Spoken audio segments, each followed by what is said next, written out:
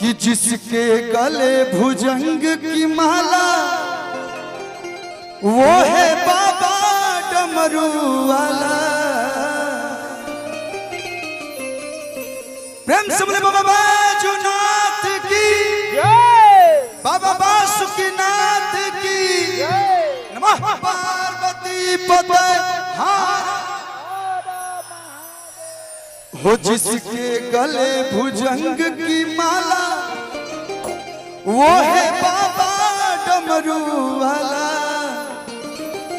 हो जग में घूमे करते नंदी की सवारी है। नंदी पे कौन घूमता है? महादेव।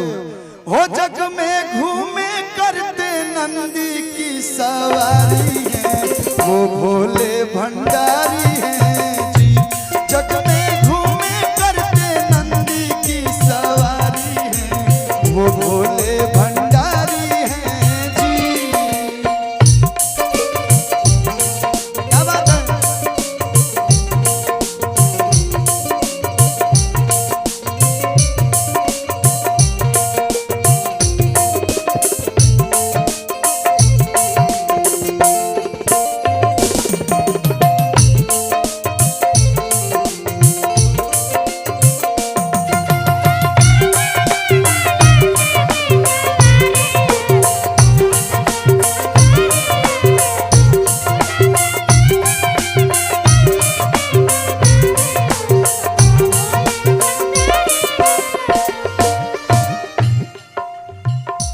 जिनके जटा में गंगा धारा, जिनके जटा में गंगा धारा, जिनके माथे चांद सितारा।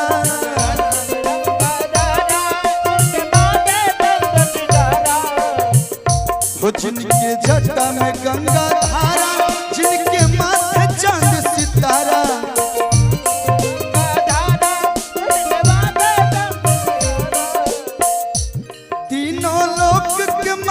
बाबा त्रिपुरारी है, वो भोले भंडारी है।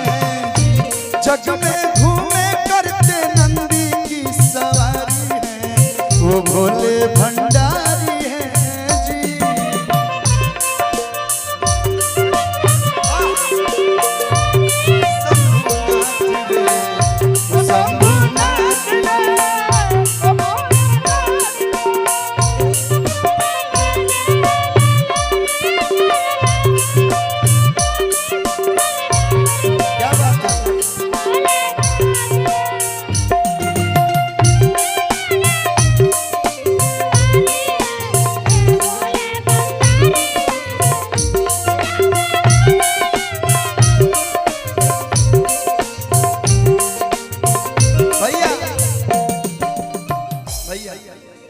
कि खाते भांग धतूरा गांजा, बाबा है कैलाश के राजा।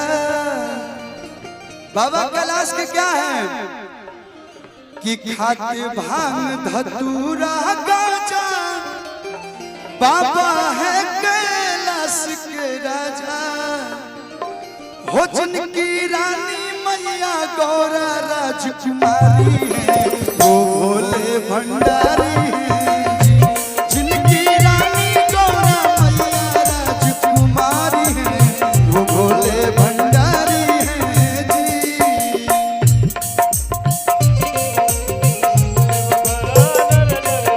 बहुत बहुत धन्यवाद काजू भैया।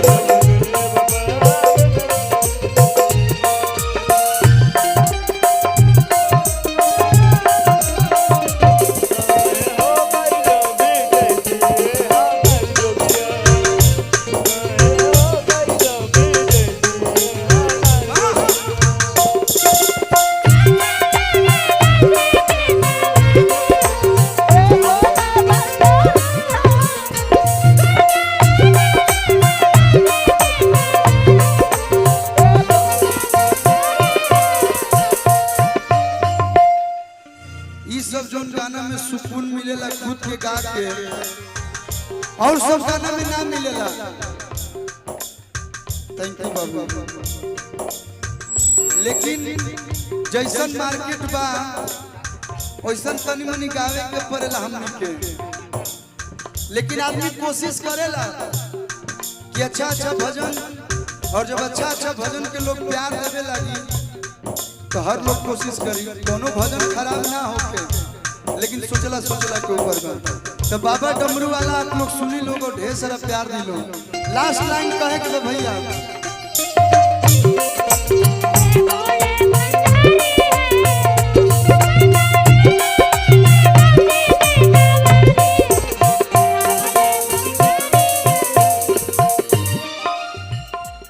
भोले शंकर शिव अविनाशी आके रहते देव भर काशी।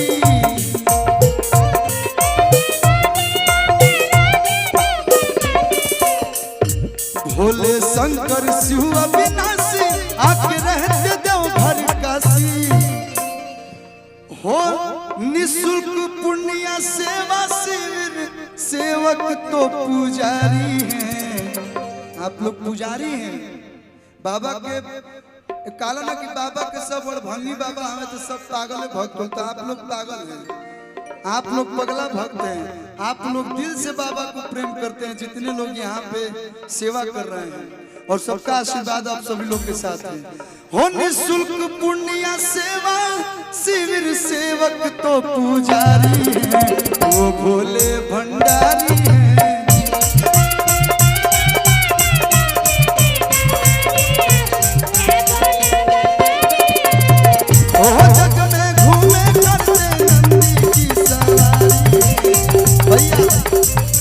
हमार लल्ला भाई है देवराज भैया के फेवरेट गाना है। हो जब डमरू बजेला भोलेनाथ के, लास्ट भजन,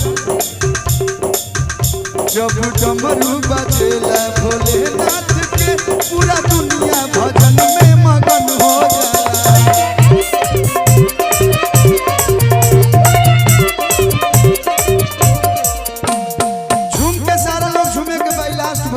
सारा लोग ताली बजा के सुनी। जब डमरू बजेला भोलेनाथ के,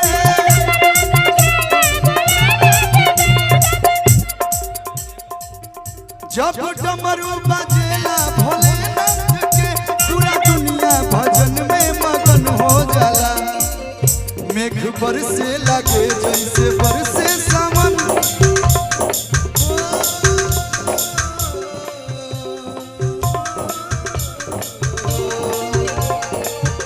जब मेघ बरसे लगे जैसे बरसे सावन, उतना पावन महीना सावन हो जाला। जब डमरू बजेला राजू भाई, हो जब डमरू बजेला भोलेनाथ के पूरा दुनिया भजन में मगन। एगो गाना के फरमाइश